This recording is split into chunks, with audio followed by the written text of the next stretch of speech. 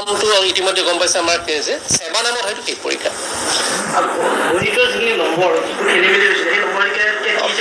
খেলি মেলি ধৰণৰ কথাটো নাই খেলি মেলি কথাটো নাই এইটো নিউ পেটাৰ্ণ এটা কুৱেশ্যনৰ আপুনি সেই এটা পেজত যে আহিছিলে সেইটো আমি 9 মাৰ্ক দি দিছোঁ 3 মাৰ্ক দি দিছোঁ বাকী পেটাৰ্ণৰ কোনো অহা বছৰ এইটো আৰু বাঢ়িব আমাৰ যিটো কোৰ ছাবজেক্ট আছে 45টা অবজেক্টিভ কুৱেশ্যন আছে এইবাৰ আমি মাত্ৰ 4টা দিছিলোঁ অহাবাৰ আমি আগবঢ়াব লাগিব 10 বাৰ দিব লাগিব আমাৰ এইমটো মানে এইটো নহয় যে পৰীক্ষা পাতিম 100 আৰু 100 ভিতৰত 100 পাওঁ আপোনালোকে গম পাইছে এইবাৰ 100 এই পৰীক্ষাটো 8জনে 100 ভিতৰত 100 পাইছে মানে কোৱালিটিটো পুৰা মেইনটেইন হৈছে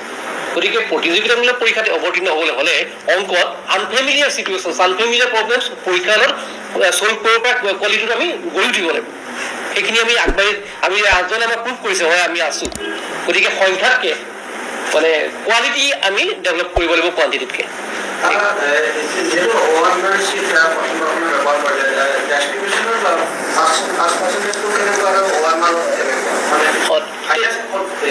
তেনেকুৱা আমি ৰখা নাই কাৰণ এইটো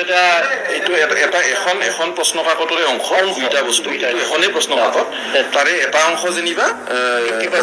কুৱেশ্যন আৰু এটা অংশ ডেছক্ৰিপটিভ টাইপৰ কুৱেশ্যন গতিকে আমি অবজেক্টিভ টাইপৰ কুৱেশ্যনখিনি কেনেধৰণে আমি পৰীক্ষাৰ ব্যৱস্থা কৰিছোঁ সেইটো এটা অলপ পদ্ধতিটো সুকীয়া তাত OMR চিট ইউজ কৰিছোঁ আৰু বাকীটোত আমাৰ বহি দিছোঁ য'ত লিখিব লাগে কিন্তু দুইটাক আমি সামগ্ৰিকভাৱে লৈ এখন প্ৰশ্ন কাকত হিচাপে এটা বিষয় হিচাপে গণ্য কৰিছোঁ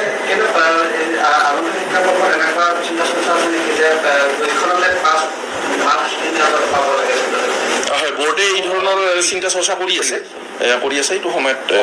জ্ঞাত কাৰণ সেইটোৱে দৰকাৰী কাৰণ অবজেক্টিভ টাইপৰ যিখিনি কুৱেশ্যন থাকে সেইখিনি যদি খুব থৰলি ছাত্ৰ ছাত্ৰী এগৰাকীয়ে জানে তেনেহ'লে সেইটো আমি এনেধৰণে ক'ব পাৰোঁ যে তেওঁ সেই বিষয়টোৰ ওপৰত যথেষ্ট দখলতা অৰ্জন কৰিছে আৰু ডেছক্ৰিপটিভ টাইপতো একেই যে লিখা অভ্যাসটোও অত্যন্ত জৰুৰী গতিকে দুইটাতে সুকীয়াকৈ পাছ কৰা কথাটোও জৰুৰী গতিকে এইটো পৰৱৰ্তী কালত এইটো বোৰ্ডে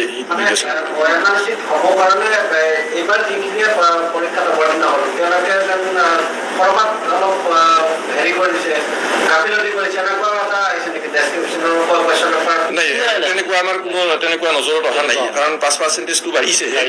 তেনেকুৱা নজৰত অহা নাই আৰু এই কথাটো এনেকুৱা যে পৰৱৰ্তী কালত যিমানবিলাক পৰীক্ষা দিবলগীয়া হ'ব এতিয়া ইভেন ইউনিভাৰ্চিটি কলেজত এডমিশ্যন ৰিক্ৰুটমেণ্ট পৰীক্ষা এই আটাইবিলাকতে তেওঁলোকে OMR চিট ফেচ কৰিবই লাগিব বা কম্পিউটাৰ বেছড টেষ্টৰ ফালে যাব গতিকে এই ব্যৱস্থাবিলাক একদম আমাৰ ইয়াত আহিবই লাগিব তেতিয়াহে ফেমিলিয়াৰ হ'ব গুণোৎসৱত ইতিমধ্যেই আহিছে গতিকে আমাৰ ছাত্ৰ ছাত্ৰীৰ একো অসুবিধা হোৱা নাই যোৱা বৰ্ষৰ আমি একদম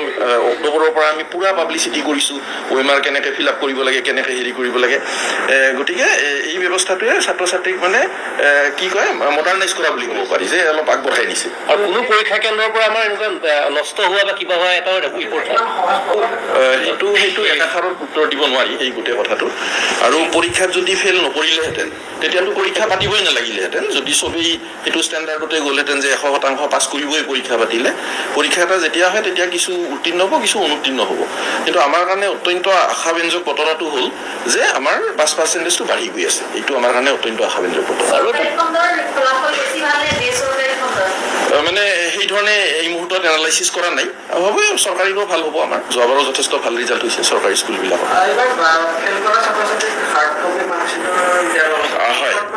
হয় আমি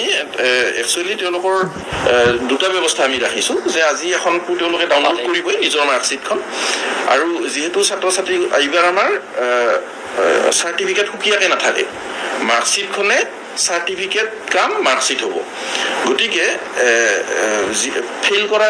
ছাত্ৰ ছাত্ৰী এগৰাকীৰ ক্ষেত্ৰত আৰু সেইখন দিব নোৱাৰি ফেইল বুলি গতিকে তেওঁ মাৰ্কশ্বিটখন ডাউনলোড কৰিব পাৰিব কিন্তু একদম কিবা যদি নিতান্ত কিবা প্ৰয়োজনত তেখেতক হাৰ্ড কপি এটা লাগে মাৰ্কশ্বিটৰ চাইন কপি এটা হাৰ্ড চেপ কপি এটা লাগে তেতিয়া আমি ইয়াৰ পৰা দিয়া ব্যৱস্থা মানে সেইটো সিদ্ধান্ত মানে নমিনেল কিবা থাকিব পাৰে নাথাকিব